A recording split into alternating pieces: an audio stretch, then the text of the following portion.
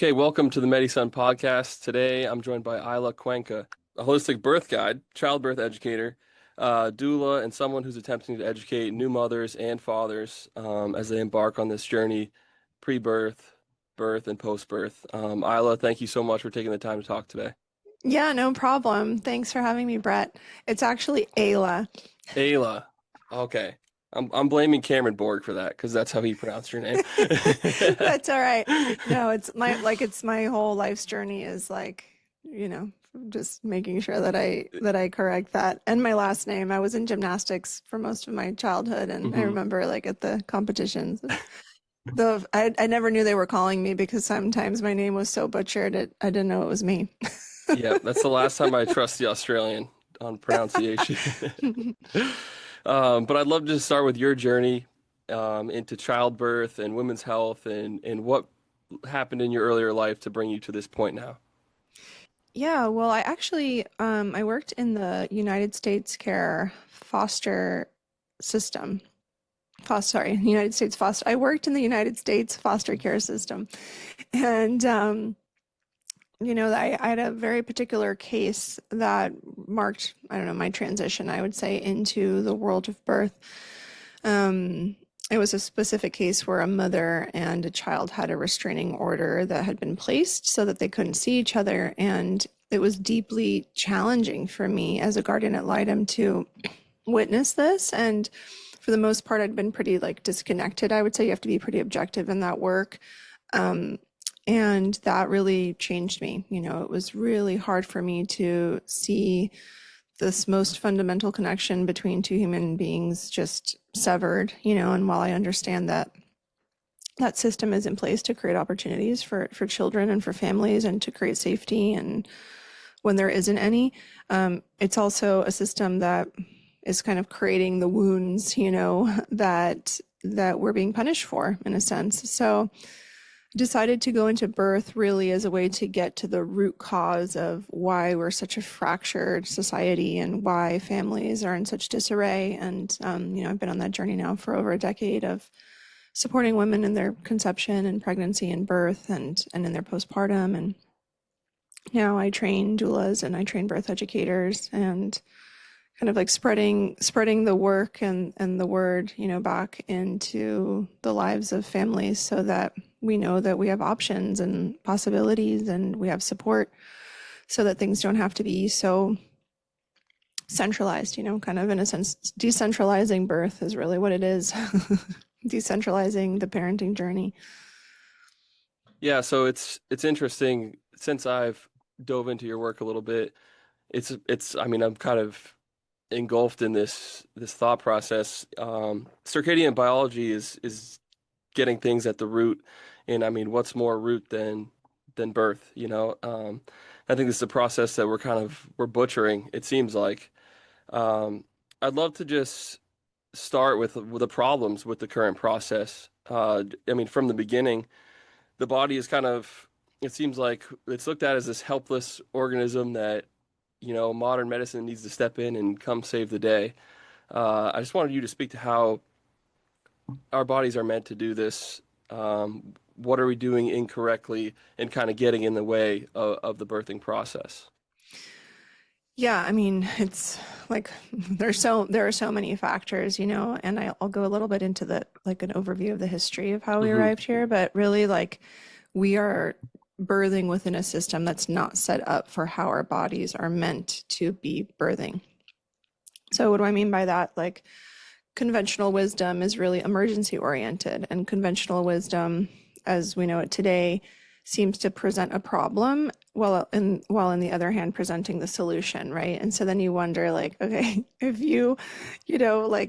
like what is the motive here, right? Like it's like any business. It's like I know your problem and I also have your solution. So like come and walk with me and like we'll Hmm. figure it out. And then this like codependency is established. And so we began deviating from the way we were birthing probably around 150 years ago.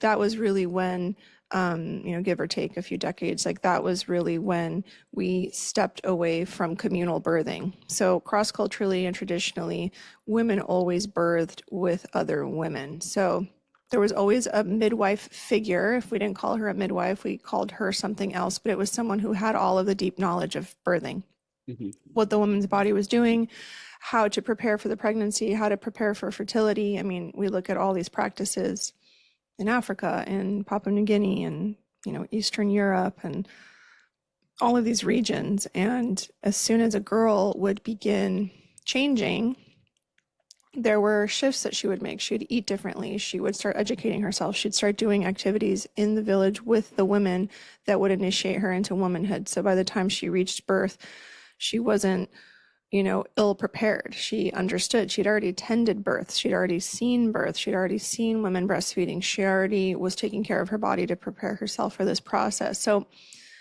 birthing and pregnancy was really like baked into the way of life for so many people. And then we left the villages and we started moving to these industrialized areas, and everything changed: diet, health, pregnancy, birth, relationships. Like everything that we know as human beings began to shift when we started to put ourselves within a system that's not made for our natural biology.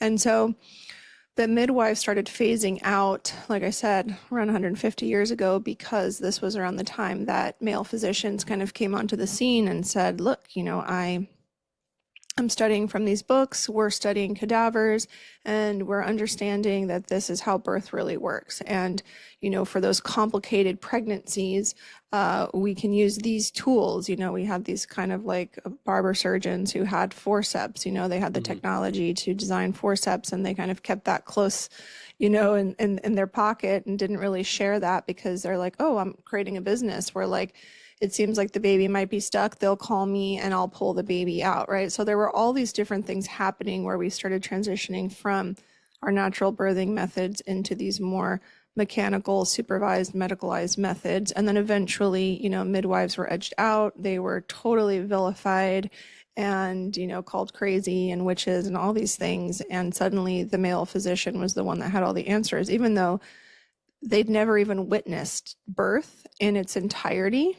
And they didn't have that knowledge. They were just like learning from each other and learning from dead bodies and learning from books that other males had written. Like it was just kind of crazy making.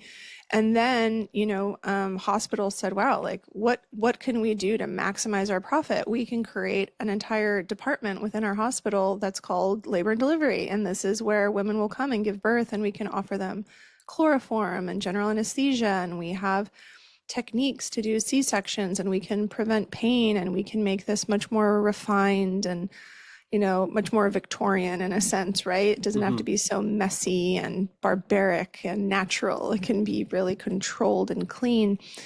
And by the 1940, about 50% of women in North America were birthing in hospitals. And it really tied in with the way that we were being so industrial, we were industrializing as a nation. It's like, okay, like the woman's at home, she's busy doing this, the husband's working, we don't have time for all of this, so this makes it kind of quick and easy.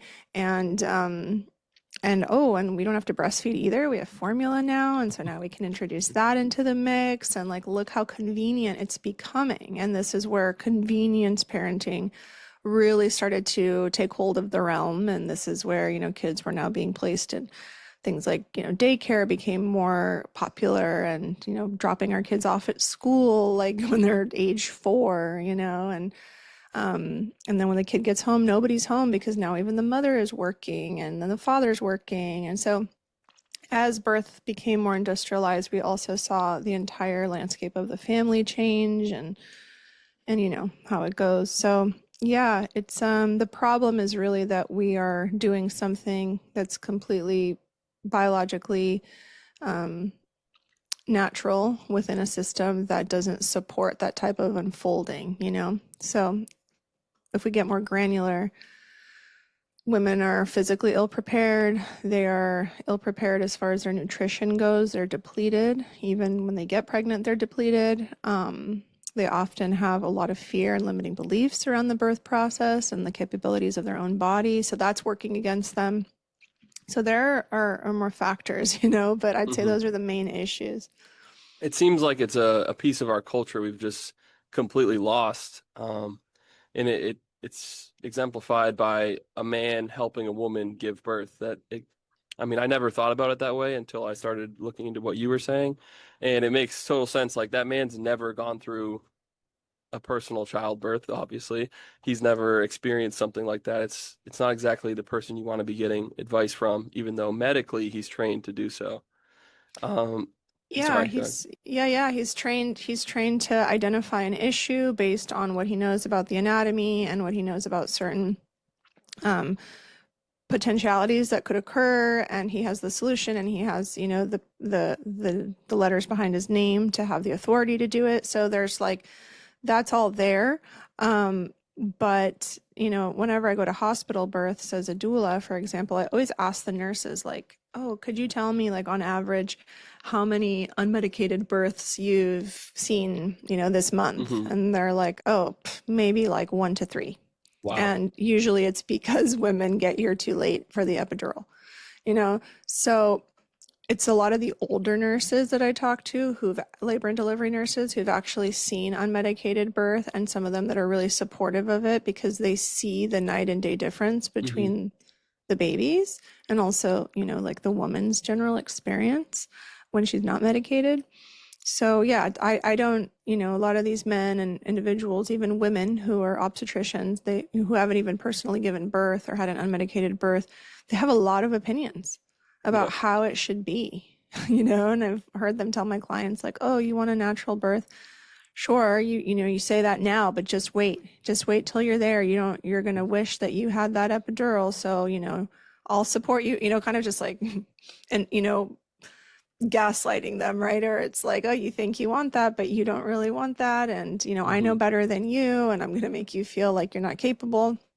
And I'm like, "You've never even experienced this. Like, all of this is your pure observation and assumption about something that you'll never feel or know about." Yep, exactly. And I want to get into the epidural realm of things too, but so prior to even getting pregnant, what can people do to prepare their bodies? Like you referenced nutrition, what can they do to put themselves in a position to have a more successful birth?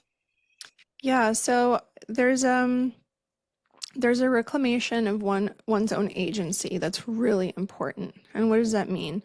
Like I do a lot of trauma alchemy work, meaning like I support women, sometimes men, but mostly women in the process of being in one state of belief into another.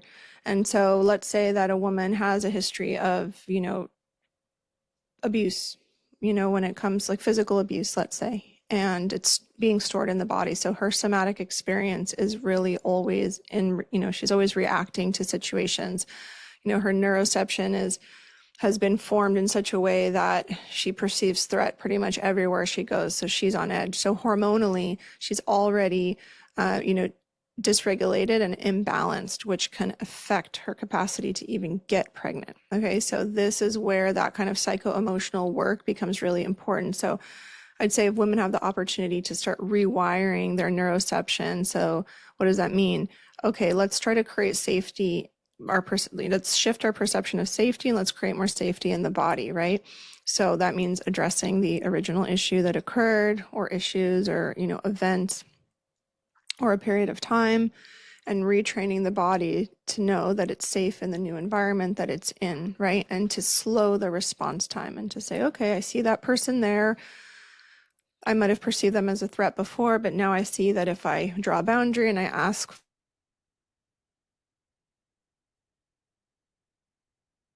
me and my system that I'm safe here." So it can take time. Everybody's process is different, but this is one of the most important pieces before becoming a parent, and also for supporting the hormones so that they can become more regulated. Because if we're in this like elevated, you know, reactionary state all the time, it's going to affect the woman's hormones. You know, her cortisol levels are going to be through the roof. She'll be exhausted, depleted. It starts to affect her thyroid, and you know, we go down this rabbit hole. Mhm. So there's that piece, and then there's also the piece of creating the stores in the body through what I would typically call just like a, you know, an ancient nutrition diet. And that's hard for some of my clients who've, you know, come from this plant-based background where, you know, maybe they were having health issues, and then going plant-based, they saw really big differences in their health. Mhm. And so, I'm not a dietitian by any means. I'm not like, like I do have medical practitioners in my family. And so I have a different perspective on things. But I know that very often when we change our diet, we leave processed foods. Anything's going to seem like a great idea. Like, Hmm. like I was raw vegan for like almost 2 years in college, but it was like I saw so many great changes because my body was simply detoxing from like the way I was eating at the beginning of my college journey, which is like consuming alcohol, consuming toxins, consuming processed food, fast food. So of course, when I went raw vegan, I was like, I feel incredible. And then eventually, it was not so incredible. Hmm. So I think that but people hold on to that and say it really changed me, it really healed me. And then they don't start to see where they're running down and where they're becoming depleted. And so, it's a very personal, emotional journey.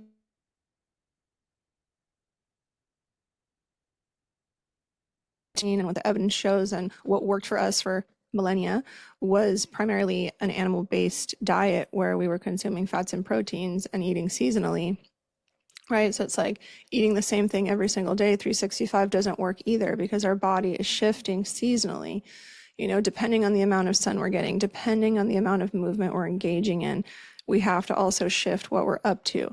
And a woman is going to eat differently every single day than a man, right? And so like depending on her cycle and her rhythms, like she's eating different foods, whereas men can actually stay pretty consistent, for the entirety of that month because they have a very consistent hormonal cycle that's 24 hours, not 30 days, 21 Hmm. to 30 days. So there's all that to consider. Emotions are deeply tied into food. So there are certain foods that can actually activate stress responses in the body simply because of the emotional memory around that food. So that's also something to consider. So, we have to it has to be more than just taking a prenatal vitamin or whatever it is that Hmm. a lot of people do. Like it's a sea change in our relationship to food. So there's that. And then there's movement. Movement's so important because birth, labor, and, postpartum with a new baby is an athletic event. It's like a marathon. Hmm. And so if you've just been doing yoga or whatever, it's like you're not going to be prepared for labor.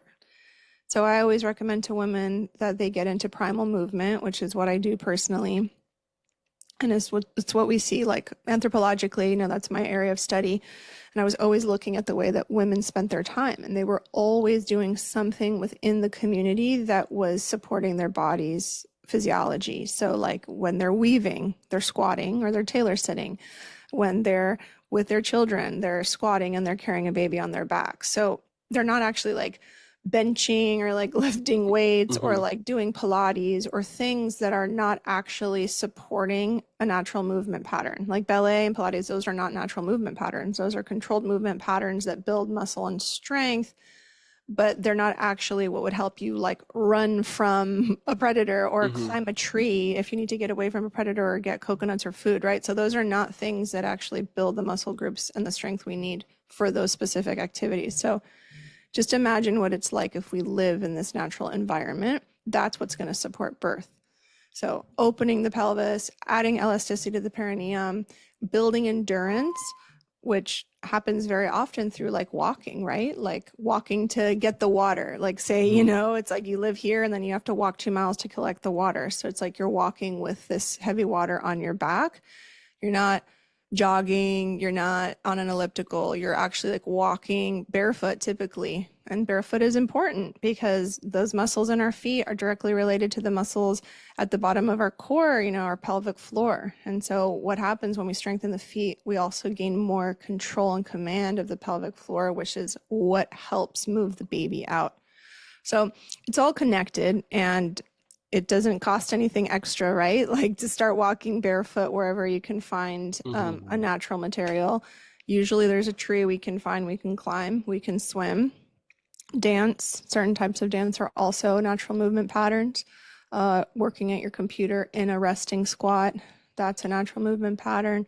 So yeah, that's what I would say is the most accessible. The psycho-emotional inventory, reevaluating our relationship to food, and reevaluating our relationship to movement. And lastly, education. So we don't know anything about birth. Everything we learned was from Hollywood or Hmm. what someone told us or what our mom said or what our, someone else said in some post that we read. So it's like getting real birth education is essential, and it's usually often missed. It's like, well, I have a good doctor. I'll just show up. He'll tell me what to do. And it doesn't really go well when we approach it that way. And that's a great breakdown. It makes total sense why women today who are so stagnant and, lacking those natural movement patterns, they're just completely wrecked after they give birth. Oh, yeah. Because they don't have that foundation built to even, I mean, that's a serious physical task that your body has to go through. Yeah. If you're not prepared, I mean, you're going to be in a world of hurt. Um, and so moving forward, it seems like there's this cascade of events that occurs, from the moment you get pregnant and have your first doctor's visit. Um, it seems like they set you on a certain path, and that begins with, blood work, your first ultrasound. What's wrong with the early stages of, going to a medical professional once you become pregnant? Yeah, so it's a slippery slope because if you don't have the knowledge, right? If you haven't had any birth education, you don't know what your options are, you don't even know what your body's up to. It's like it feels like a big mystery. Like you don't Hmm. know your own body. So if you need to go to someone to tell you what's what, that's the first issue because you're going to be very impressionable and basically believe everything they say and do what they say. So, if a woman's like, I might be pregnant, I need to confirm I'm pregnant, she can always do an at-home test, but she can also say, okay, let me just wait. Like, if I don't, start bleeding in 3 months, Hmm. I'm probably pregnant. My body's changing. Okay, like I'm pregnant. However, we're so used to outsourcing that we like need to look up online. What is this thing that's appeared on my foot? What my body's feeling like this. What does that mean, right? Hmm. Typing it into ChatGPT, like my head kind of hurts. I feel kind of nauseous. What could it be? It's so there's no relationship to self. So it's very tricky because I can tell women all day, like, you don't need an ultrasound, you don't need blood work to prove you're pregnant. Like, it's really unsettling for them. Hmm. So I'd say if you don't have a relationship to your body, if you don't trust your body, if you don't know about your own anatomy, it's going to be really hard to work within the medical system and not get completely like blindsided, like I always like use the surfing analogies because I grew up surfing, but it's like you're going to get wiped out. Like it's going to be a wipeout because Hmm. you'll never be able to get back up for air again once you get involved in the system and you get entangled with the system. So I'd say, the next step after confirming you're pregnant would be finding an aligned provider and starting birth education. Because typically what happens is the woman gets the blood work, they tell her she's pregnant, and you're 35, you're considered of advanced maternal age. We're going to want you to come in for some additional screening because we need to make sure that your baby's growing properly. So now she's already gotten to her head like, oh, because I'm 35, like there's a risk. Now Hmm. she's like believing that there's something to be managed and fixed. Like there's something problematic we have to look out for, even though that was never really said and it's not proven. It's just now the deal. So she'll go to additional screenings and then maybe do the genetic screening at 12 weeks just to make sure that the baby's got everything it needs. But then that's like its own intense intervention because she's exposed to anywhere between 30, they're both exposed to nearly anywhere between 30 minutes to an hour of ultrasound wave technology, which we now know, or I hope we know, it's deeply damaging to the cells of the developing fetus. And then she might do an amniocentesis, which is actually puncturing the amniotic sac to, get more information about the baby, which can lead to miscarriage. So that in itself is dangerous. And then maybe they say, okay, everything looks fine, but we just, because of your age or, pre-existing miscarriage from, a few years ago, we need to just keep an eye on everything. So she's now just feeling like she's a patient who has to be managed rather than Hmm. celebrating, rather than saying, okay, like I'm pregnant, this is exciting, I'm going to take care of myself, I trust this process. She's just looking And then maybe again, because of age, or maybe because the ultrasound says like your baby's measuring kind of big, we're going to want to induce you at, 36 or 37 weeks. And then she might go in for an induction, and then it's really intense, and the baby doesn't respond well to the Pitocin or the Syntocin, wherever, depending on what country she lives in. It's a different name. The baby doesn't respond well, so then maybe she has an emergency C-section. And it's like, that's such a typical track. And I know it sounds like, wow, that's really dramatic, and it sounds like it's preventable, and it sounds like if she could have just, and it's true, it is preventable, but when you're in it, it's so hard to see outside of it and get an objective perspective and say, wait a minute, like everything's okay. And maybe I just need to talk to other people. Maybe I do need to meet with a midwife. Maybe I never considered working with a midwife, but I'm going to talk to one because maybe there's something I'm not understanding. Maybe I don't know everything. And because I don't know everything, I want to find somebody who I trust to give me this information.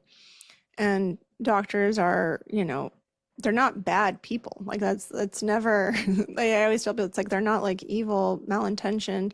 Like their goal is to have like healthy outcomes. They want a healthy mother and a healthy baby, and they want things to work out. However, they have been trained by a system that has archaic methods and really barbaric methods of moving through this process. And it is very outcome focused. It's outcome driven.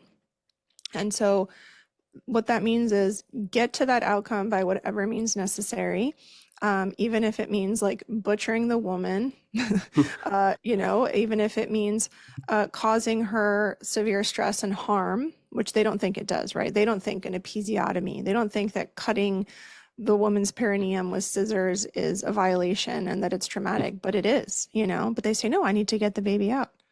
I have to do this. So, it's like I said, it's a system that creates the problem, but also seems to have the solution at the same time. So it's very confusing for many people. And this is something that I've wrestled with, as I move forward in my life and want to have children. It's like we as a society have this deep need to have to know everything. We have to, like I want to see the size of my baby every 2 weeks. And what kind of damage can repetitive ultrasounds have on that developing fetus and the mother as well? Yeah, so I'll just preface this by suggesting that everyone go check out Jim West's compilation of studies that they did on humans when it comes to ultrasound wave technology. It's really hard to find studies done on humans because it's not ethical to study on humans, but they did this in China. So you can find evidence on how ultrasound wave technology has actually altered the cell's capacity to create new formations. So like when a woman's fetus is exposed to this, it's a developing fetus, when the cells are exposed to that ultrasound wave technology, what we've seen through these studies is that all of the microvilli and the cells that communicate, these microvilli communicate with other cells. This is how they come together.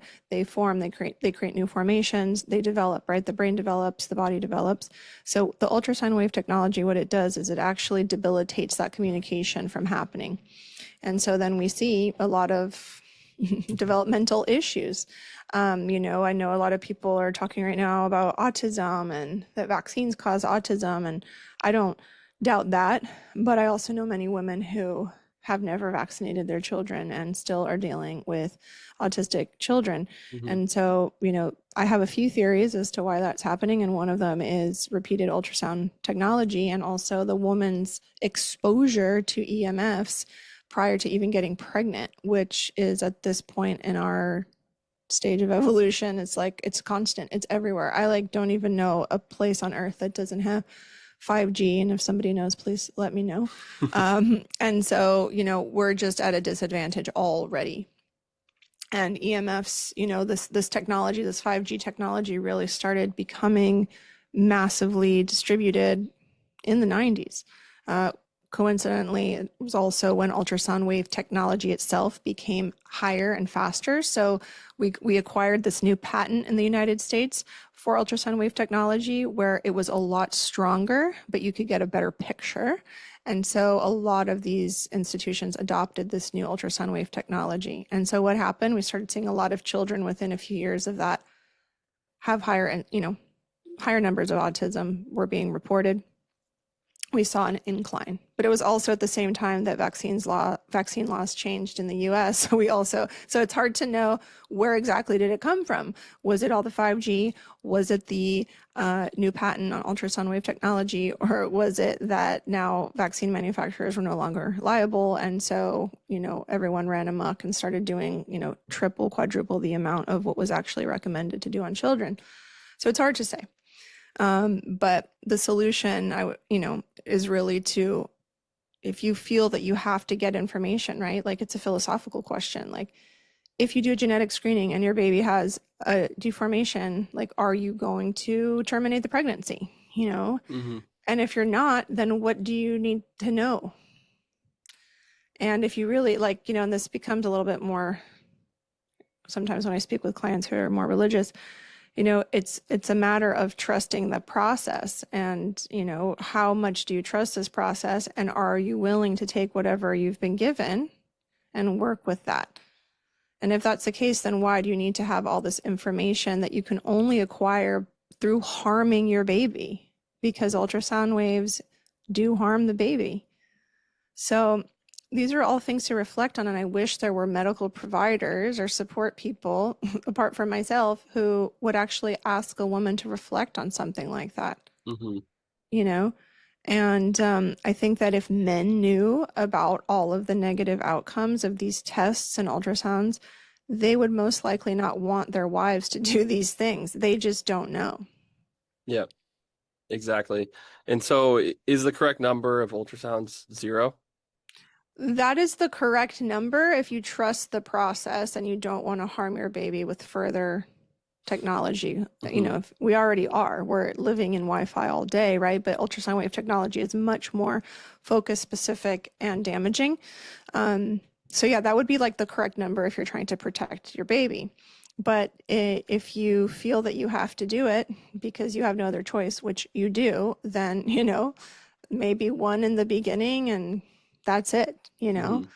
But again, remember that they have a margin of error. I believe it's 63% margin of error. So if your baby's like measuring 10 pounds in an ultrasound, that's most likely inaccurate, Mm-hmm. and what that does is it can lead to more interventions where they say, this is a huge baby and you're only 5'6" and 120 pounds and you're not going to be able to birth this baby. We need to do a C-section. And then they pull the baby out through a surgery and it's like only 8 pounds. Mm-hmm. I So had that exact conversation with my fiance's mom.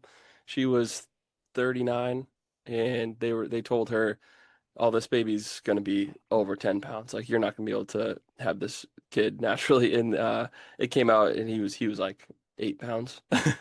So, I mean, yeah. there's a lot of room for error in ultrasounds, and I don't think people are being told that necessarily. No. And I had a client, she was a client and later became a friend. They did an ultrasound around 12 weeks and they said that there's a hole in the baby's heart and that, they'd have to keep monitoring it throughout the pregnancy. And then upon birth, they would have to rush the baby in for a surgery. Her pregnancy was just really kind of sad and hard for her Mm-hmm. preparing for this. And they started a GoFundMe because they were raising money for the surgery. And it was this whole thing. And when the baby was born, they were all prepared. They took the baby immediately, put the baby into observation, and that issue that they had said was there actually wasn't an issue. Like the baby was breathing fine. They ran a lot of tests, and it was something that eventually there was something minor there, but it actually closed and a surgery wasn't necessary. So it's like things like that can happen. And you have to ask yourself, like, am I willing to live in this like fear grid throughout the whole pregnancy? Or do I trust that when this baby's born, I will be able to handle the things as they come? These are all reflections that couples have to do together.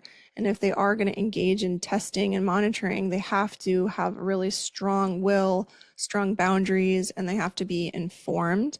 And they have to really assess how susceptible they are to fear and coercion. And I think not underestimating the human body as well. Like, who knows? That baby could have a hole in its heart, and the body could fix the problem itself if you put it in the right environment, give it the right inputs. I think we don't give the body enough credit, Yeah. definitely. Yeah. So as moving on, as you the idea of inducing a mother, um, what problems come with that? How is it harmful? And what's behind the propaganda of the modern medical system now? I mean, they want to pretty much induce anybody and everybody. What's the problem there? Yeah, I mean, the problem is that when a baby has completed its development, it lets the mother's body know, I'm ready, fully baked, time to take me out of the oven, right? Hmm. So that means all of the systems are in place, organs are developed, it's go time. That's spontaneous labor. The mother's body receives a signal, her hormone control center begins to shift, and things move forward. So when we take that away and we start doing all these inductions, we're taking out babies prematurely. They are all premature at this point when we Hmm. take them out before they've initiated labor on their own. So the problem with that is underdeveloped lungs is one. Okay, that's just one example. How many babies are we seeing with breathing issues and asthma? You know, Hmm. um, how many babies are we seeing who need support in the NICU, the neonatal intensive care unit, right after birth because they've been induced? That's one element of it. The other element is a woman's body naturally produces oxytocin, which is not only a hormone, it's a neurotransmitter, and it produces naturally, she produces it naturally. This is what initiates labor. This is what carries labor. This is what bonds her to the baby. This is what bonds her to her partner, right? So women bond through oxytocin release and men bond through vasopressin release. So it's not the same for men. However, this is an essential hormone for the woman to become a mother. So when she's just sitting there, none of this has been released and she's induced, all of those natural systems are not operational. So that bonding, that fierce bonding that occurs between her and the baby, it's not produced naturally. Arguably, it doesn't even occur. Okay, so that's problematic, which can also lead to issues in breastfeeding. So when a woman is prematurely put into labor by chemical means, her body is just not putting off what she would have otherwise. And so there's a whole system that's getting messed with. And say that she does have the good fortune to actually have a vaginal birth when she's been induced, which is not that common. And I'll explain why. If she's had that vaginal birth, her body did get a signal like, okay, you did birth a baby because the baby went through the birth canal. All of this pressure was created, which sent signals to the brain that a birth was happening. And so certain hormones were released. And okay, we do have some chance for success. That's good. However, many women who get an induction often end up with an epidural and very often end up in emergency C-sections because the artificial induction causes a lot of stressors on the baby's heart. And the epidural, which is, rightfully so, inductions are very painful. So it would make sense a woman would want an epidural to deal with the pain of the induction. Everything that's in the epidural, the fentanyl, the lidocaine, can also impact the baby's heart, can also impact the mother's capacity to give birth. So that's why we see more instances of emergency or unplanned C-sections, let's say, when women are induced.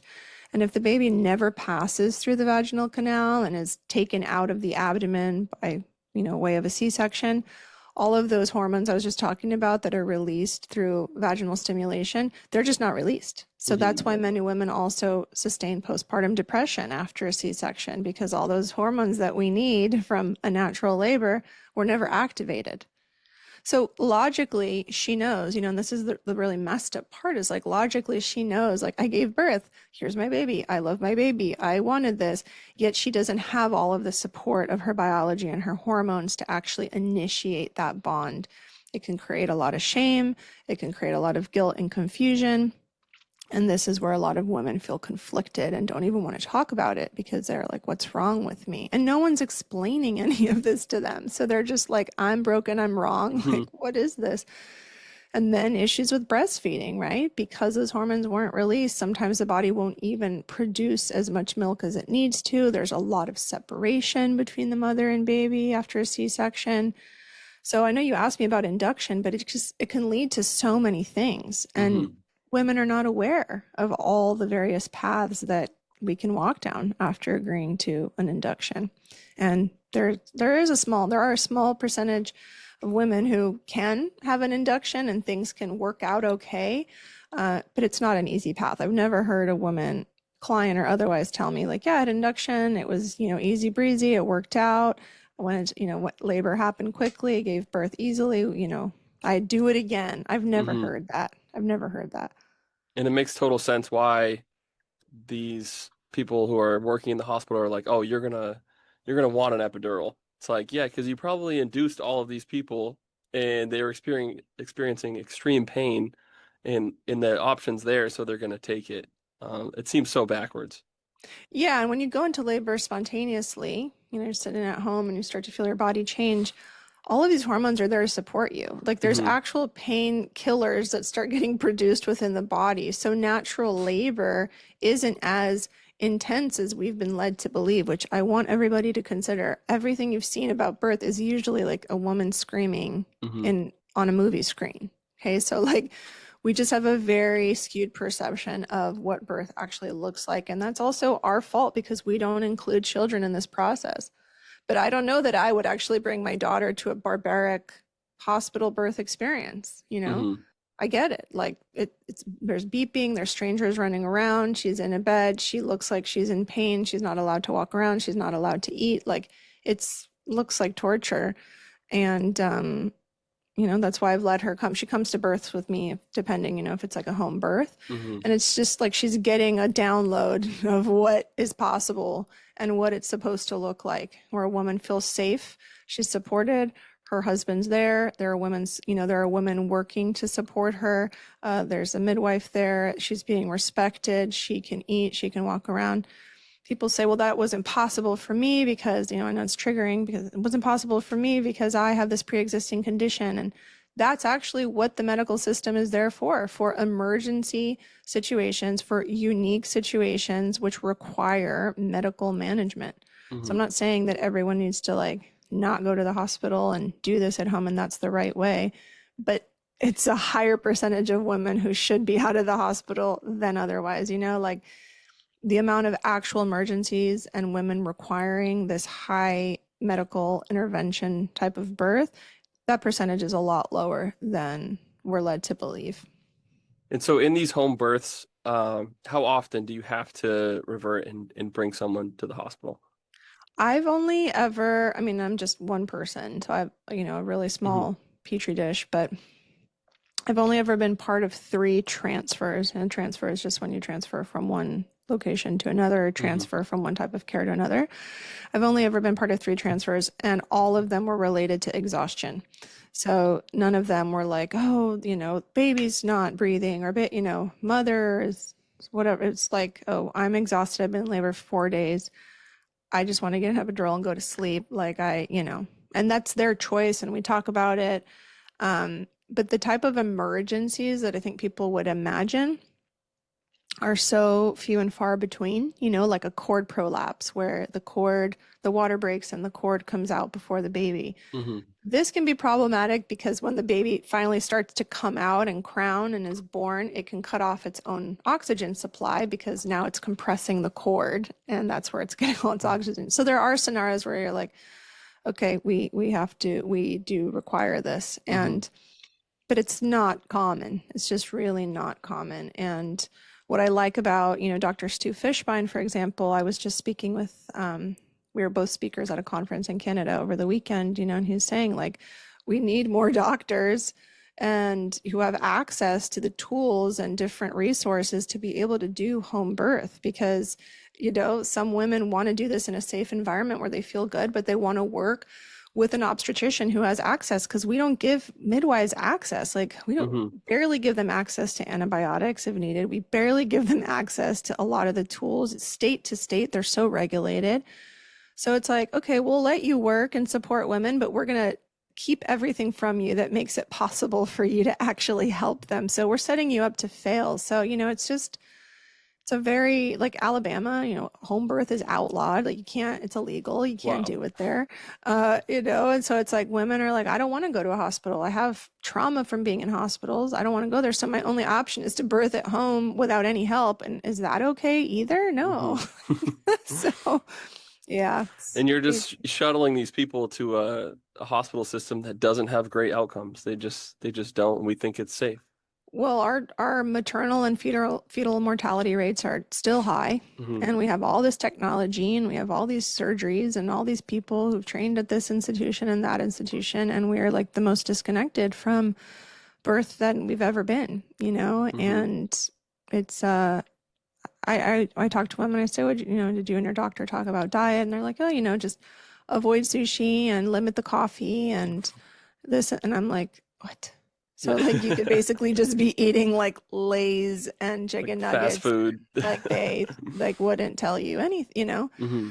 There's just a lot missing. It's just like show up, hire me, and I'll deal with the emergency, and we can always rely on a C-section and you'll be fine. Like Hmm. that's just kind of how we're birthing now. And these epidurals, what drugs are they using for the epidural? And I know there's a deep connection there between the cerebral spinal fluid of the mother or the baby. Um, so what's happening there when you shoot those type of drugs into the Yeah. CSF? Yeah, so I mean, epidurals, like my mom had a hip replacement surgery, which was, I know, hard for her to go through because she's really not part of, even though she's a medical practitioner, she's not really into the conventional model. So I know it was hard for her to like finally say, okay, I'm doing this, but Hmm. she's like so hardcore. She she got the epidural and she watched the whole thing on a monitor, like her Wow. entire hip replacements. Or like I would not be able to do that, but Hmm. that's what the drug is, that's what that procedure is there for. It's a Twalky needle, it's a flexible needle, it's threaded into the dural space of the spine, and it's typically filled with fentanyl and lidocaine so that the lower half of the body is numb and things can happen, like a hip replacement or like a Hmm. knee replacement or something like that. However, we introduced it into the birth space, and we tell women, like, oh, we could just give you a low dose and then you can still kind of feel.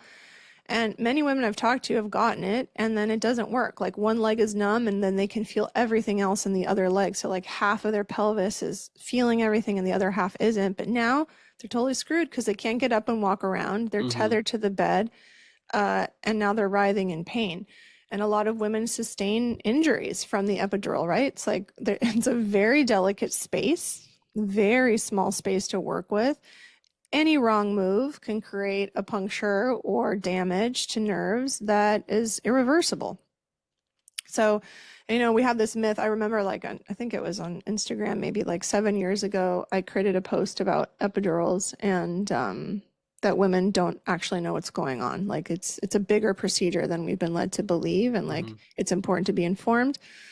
And this woman got on and said, my husband is the head obstetrician at Columbia Hospital in New York, and it is a myth that these drugs ever reach the baby during birth. Like, you're spreading lies and misinformation. And I'm like, what? Like, you are married to this person. This person, like, studied this, and this person, like, is telling you that, and like, they're telling their patients that. Like, this is like an old school thing, Hmm. Like, how are people still believing this, right? So, the drugs go into the cerebral spinal fluid, they move up the spine into the brainstem, and then they go into the brain through the blood brain barrier, they go into the woman's bloodstream, they go through the placenta into the umbilical cord, and they go to the baby. I mean, I don't like need to have even gone to school to understand that concept. Hmm. So yeah, it's shocking that a lot of women believe this and they say, I'm not going to eat sushi, I'm not going to be near smokers, I'm not even going to take Tylenol during my pregnancy or whatever. And then they are on an epidural drip for 8 hours, exposing themselves and their baby Hmm. to fentanyl and lidocaine. It's like it's just crazy making. Insane. That is insane. I can't even. I mean, I've been seeing a lot of stuff about Tylenol, obviously, with Right. the events of the last couple of days, but it's just like there's so much more to this story and what can be toxic to your baby. I just like that's the not even close to the tip of the iceberg. It's insane. Oh, I know. Or like when some women say, "Oh, like they'll come to my birth class and they'll say, my doctor told me not to eat any raw honey." Because in my birth classes, I put out it's for men and women, so I get Hmm. couples, and I put out food. I put out like fresh bread and butter, and like I'll put out thing of raw honey, and like I put out beef jerky and like all the things that I'm like just, because like food is part of the deal. Hmm. And it's, oh, I can't eat raw honey. And I'm like, your doctor's telling you not to eat raw honey. He's worried about botulism, but he's going to shoot you up with this Hmm. for eight Fentanyl. to 12 hours. Like, the cognitive dissonance. Sometimes I'm like, do I even say anything? But I have to. Yeah. I'm compelled. I'm Can't compelled help to yourself, share. I'm sure. Can't help myself. But always with love, right? And Yeah. and just to be clear, like whoever's listening, I'm not condemning medicalized birth if this is like the route that you take or that you've taken. If this is a choice you want to make. I just want to invite you to be informed about the outcomes, right? So it's like if you do engage in a medicalized birth, know that there are going to be outcomes in postpartum that are going to make things a lot harder. Hmm. And so I want women to get to postpartum and say, okay, this is a challenge, or my baby is experiencing this. I know that it's because of these choices I made, and I understand that, rather than just feeling like it's a mystery and I'm confused and my body's broken and I'm wrong, because that's not the case. It's just that there were certain actions taken that have consequences. Exactly. And I think even the raw fish thing with they're so people are terrified of the most random things from the modern medical establishment. Like a few of my friends are going through this and they're like their list of things to avoid. I'm just like, I mean, if you have high quality raw salmon, I feel like what's better for helping a developing brain than the DHA of like a cold water fish like that. Yeah, and if you're worried about parasites, like that's not going to go to your baby. Yeah. Thankfully we have the placenta that can recognize like biological pathogens. It can't filter out fentanyl or heroin or other things like that. But, these biological pathogens, and, maybe you'll get the parasites if you believe in parasites. Maybe you'll get them, but the baby won't. But the Hmm. DHA is really important. So I do have clients who, consume oysters and really high quality fish, Hmm. organ meat, raw cheese, raw dairy. I mean, we're seeing really great outcomes with their babies as far as how robust and vigorous they are. I prepare placentas and I look at their placentas. I have over 2,000 photos I've taken of all the placentas I've prepared over the years. And I can always tell when someone's diet is off by what their placenta looks like. And off meaning just deficient. I can always tell when there's a deficient diet, coming through, and it shows. Yep. And I wanted to talk a little bit about the role of light in pregnancy. How important is being on a circadian rhythm, bright days, dark nights, and also full spectrum sunlight on the body, on your belly. How important is that for a developing fetus? Well, I wouldn't be able to tell you like, evidence-wise how that's affecting the fetus. Just through observation, I can tell you that when a woman is exposing herself to all types of daylight throughout the day, and she's conscious of when she's going out, and she's moving through those cycles.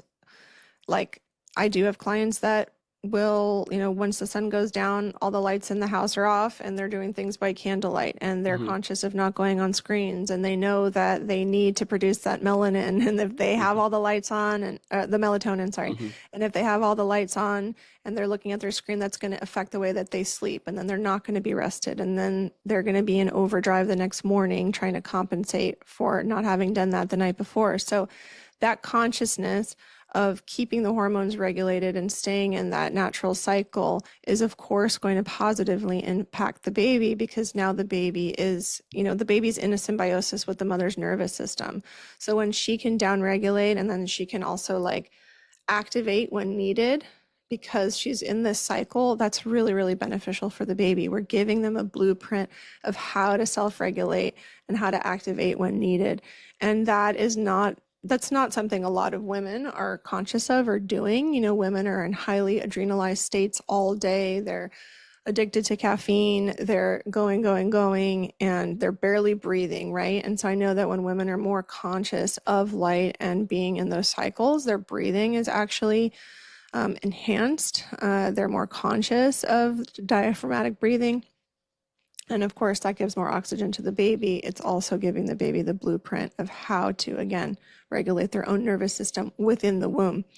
So, yeah, it has a lot of benefits. I can never see it being harmful. I'm definitely not one of those people that, like, wears sunscreen or believes that I have to protect myself from the sun. I know that if I have any inflammation in my body, that's when my body can sunburn, quote sunburn, is if I have any inflammation in my gut, then that's like where I'm going to see redness. But when I don't, when my body is in really good balance and my gut is in really good balance, like I never burn. And I live in Florida and I'm in the sun a lot. And, I know that there's like ideas that it degrades collagen and all of this stuff, but I guess I just don't think about that. Hmm. I wear a hat when I garden, and that's kind of it, simply because it's easier to see what I'm up to. Hmm. So yeah, I do encourage women to go out and spend more time in the sun. And if they're having the melasma, which is like that brown staining on their Hmm. face, because like, oh, I'm in the sun, there is homeopathy that you can work with to treat that. It's typically a hormonal imbalance when women get the melasma, and they're like, oh, it's just because of pregnancy. There's an existing hormonal imbalance that's happening, and when you get exposed to the sun, it becomes clear. Hmm. But that's something that, my mom works with that. My mother's a homeopath, so that's something that she works with a lot Hmm. with pregnant women. And I know that breast milk, breastfeeding can be tied to those cycles as well.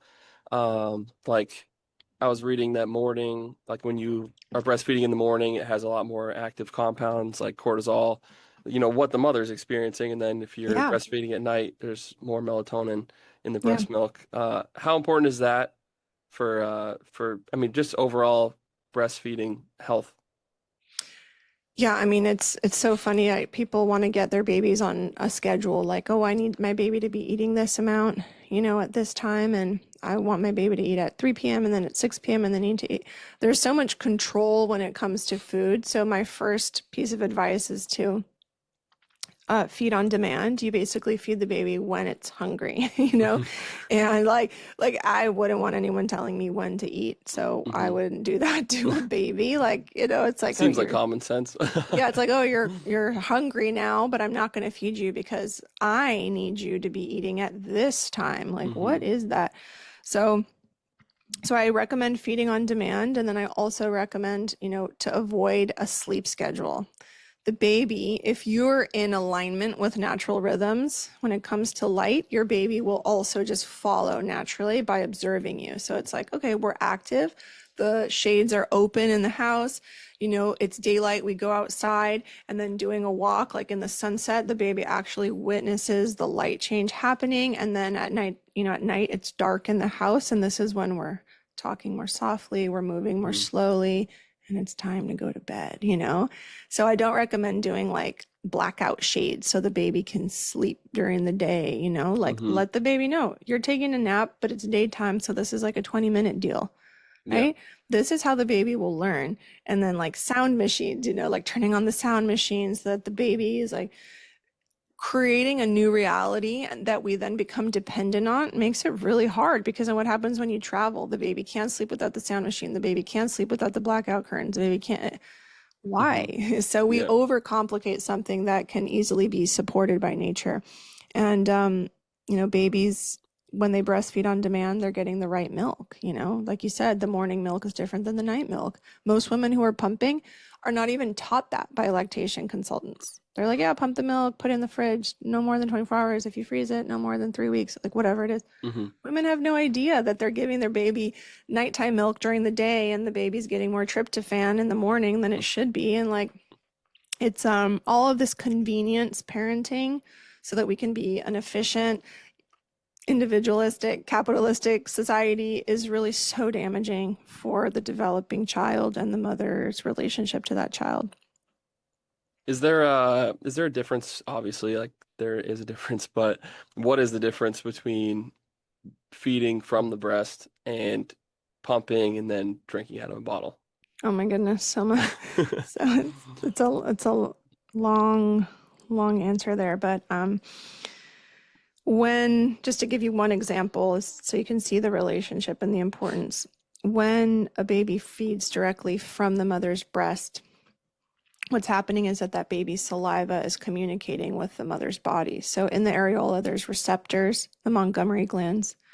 They absorb the baby's saliva, so then they can send a signal to the mother's body and say, you know, we've taken inventory today, and this is what's up with the baby right now, and we need to up levels of this and lower levels of this, so in the next feed, the baby is getting maybe more fat or more antibodies.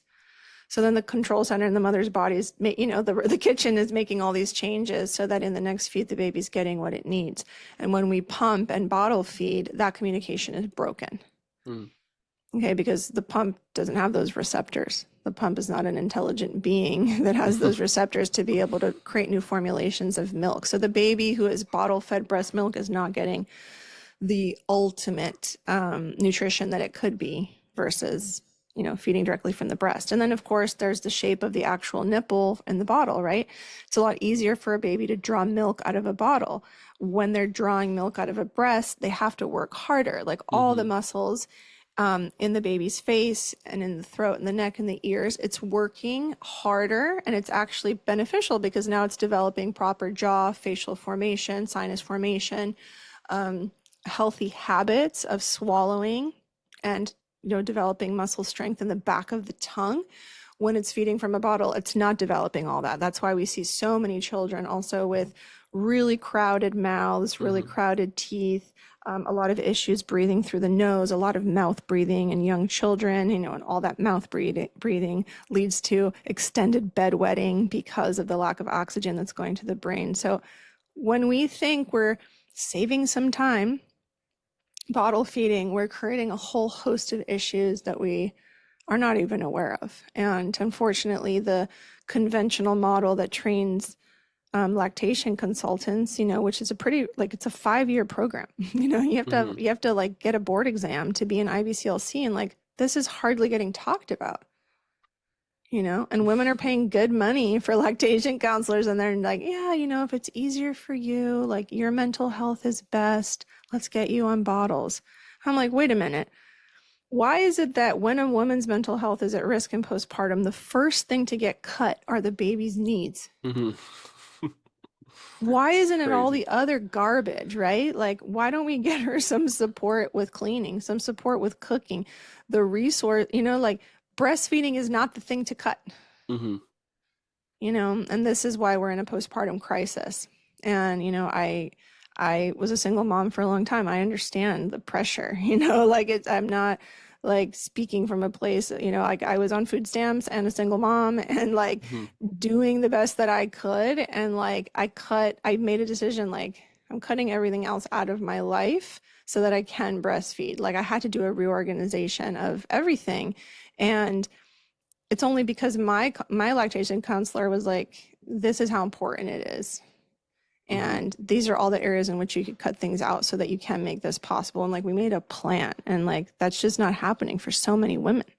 They're just like, they're getting the message like, it's overwhelming. Like, let's just get rid of breastfeeding. It's overwhelming. Okay, give your baby to a nanny. It's overwhelming. You know, it's like, why don't we address the root cause of the overwhelm? Because it's not the baby. It's something else.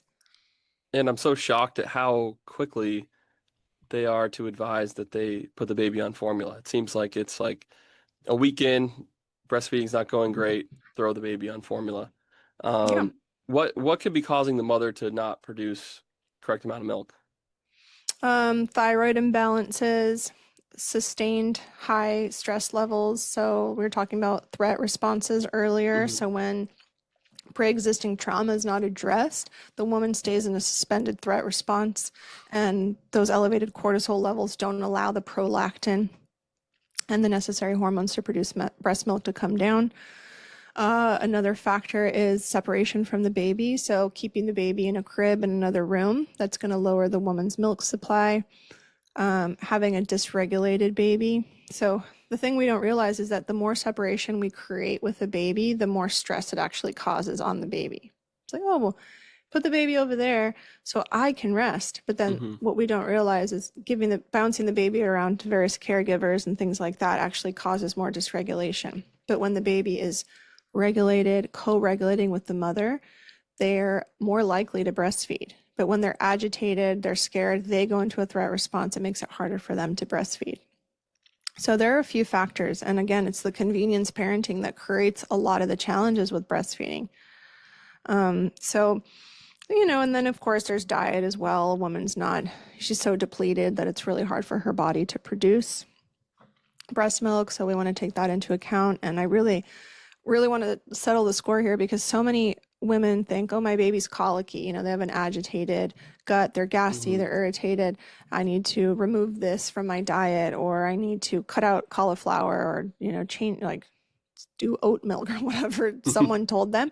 That's not where it's coming from. It's coming from your high level of stress. The baby is simply mirroring your nervous system. And when you do your own work to downregulate and to be present and to deal with whatever issues are causing you to be in survival mode, your baby is also going to downregulate and be able to co-regulate with you. So yeah, I have to say that because I think that so many women are like concerned, like I have to do an allergy test and I have to take the baby to, and then the baby, no, it's you. Which makes perfect sense as well, because you were just one organism developing for 9 months together, and then it's not like once your baby is born, you're on your own. You still have a lot of these similarities and connections that are way deeper than probably we even understand. Yeah. And the last thing I want to touch on was the role of the father in the whole process from start to finish. I love hearing you talk about this because I feel like, women are not being taught anything, but men definitely are not being taught anything about this whole process. What is the role of the father, or what should the role of the father be during this process?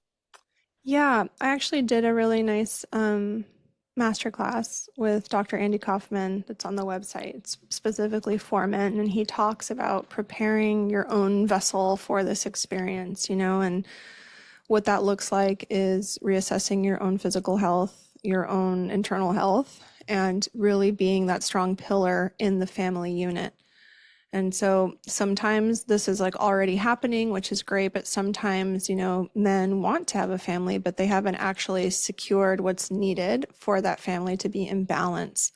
And so, this is kind of a bigger, high level perspective, but what are the roles that we're playing? Am I properly providing and securing safety for this woman who is going to have this baby? Because if I can do that, she can properly surrender into her role.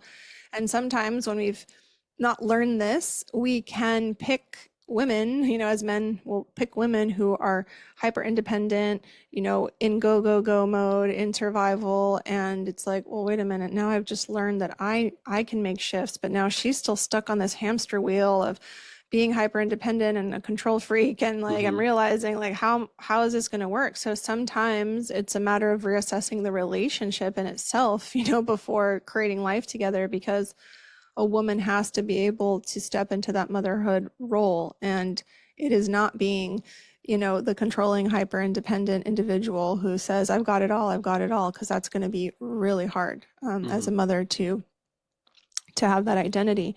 So finding balance in the roles, in the dynamic is essential. If you don't do it before pregnancy, it's certainly going to come back and bite you in the butt once you have a baby.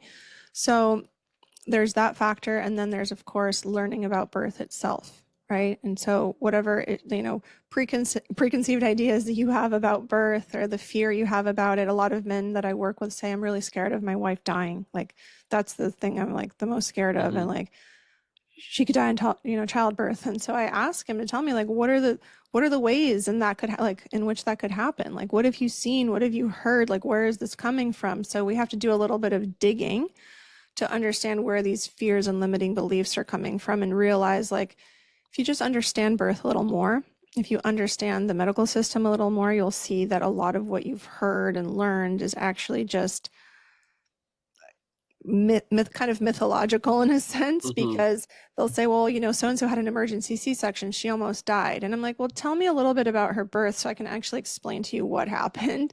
And so once we like reverse engineer it, they're like, oh, that was kind of a self-induced emergency, wasn't it? And I'm like, yeah, see? So once they get that vocabulary, men become so empowered and they're like, wait a minute, like, I'm not going to be duped.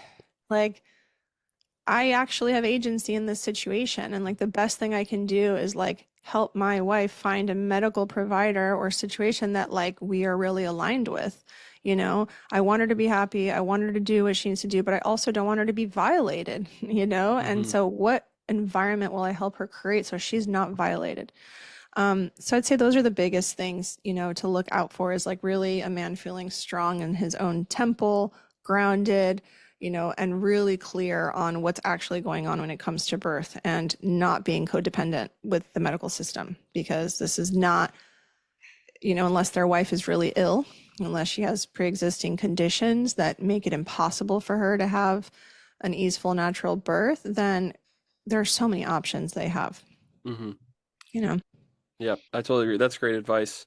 I don't want to take too much of your time today, but I really enjoyed our conversation. Thank you so much. Where can people find more of your information on what you do? Yeah, so at uncoveringbirth.com and I'm also on Instagram, Ayla Cuenca Birth, and Telegram also. So, you know, I know there's a lot of people who want the more decentralized social media. So I'm on Telegram and we have classes for men, classes for women, classes on understanding miscarriage and fertility, pretty much every aspect of this realm, and also trainings for doulas and birth educators. Awesome. Thank you again so much. I really appreciate your time, Ayla. Yeah, thanks for having me.